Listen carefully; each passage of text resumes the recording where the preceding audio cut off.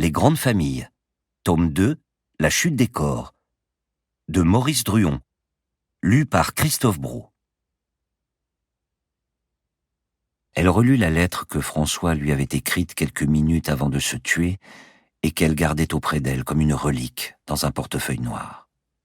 L'écriture en était rapide, nerveuse, sans ponctuation.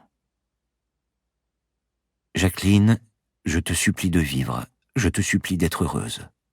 Je sur, le mot suis, manqué, omission terriblement significative, avait dit le professeur Lartois.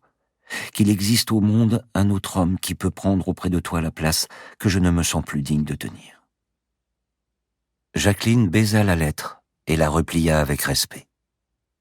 « Tu vois, François, pensa-t-elle, je t'obéis. J'agis selon ta volonté.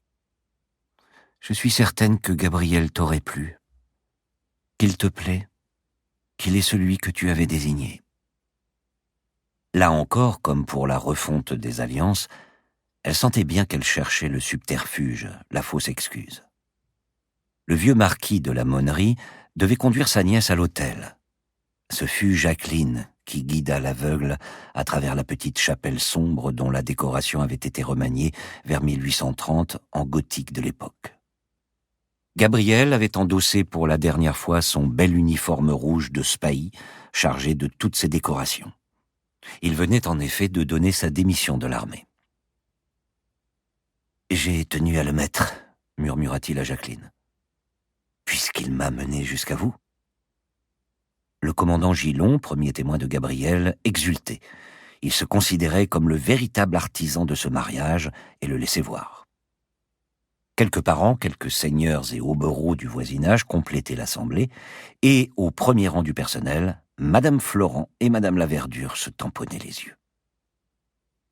La cérémonie était grandie, anoblie par la présence devant le tabernacle du père Boudret, le dominicain qui avait converti Jacqueline, qui l'avait sauvée de la démence et peut-être de la mort dans les premiers mois de son veuvage, était venu de Paris pour bénir cette union.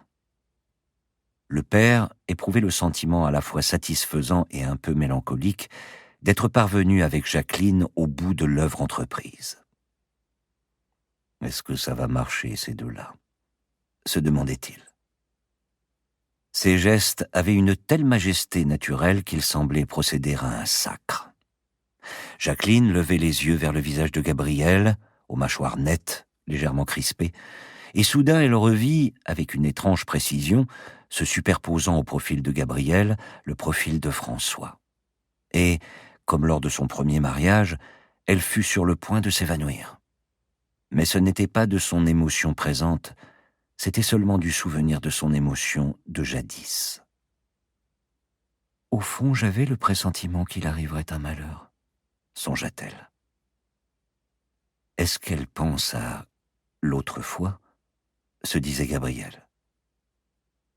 Le père Boudret bénissait les anneaux de platine en tenant le nouveau couple sous son regard attentif et profond.